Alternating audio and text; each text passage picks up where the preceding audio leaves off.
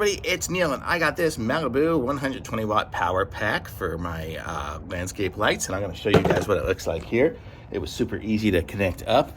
This is it here. I have it right there, and you see I just got the two little wires. All I had to do was connect up those two wires to it, and then on the inside here, I'll show you guys for a second what it looks like here. There's all sorts of timers and settings and things like that, but I have an automation system, so I'm just going to leave it as on, and then it will automatically just go on for me when the switch goes on. So I have it easy, but it's super cool, and I'm going to show you guys. It's not using to light up the Christmas lights right now, but it is using to light up these little landscape lights there. I've got 3 over here and 2 over there. So, and I will have a total of 12 when it's done, but these are the first 5. And so this is awesome. It's cool. It works good. So thumbs up for me.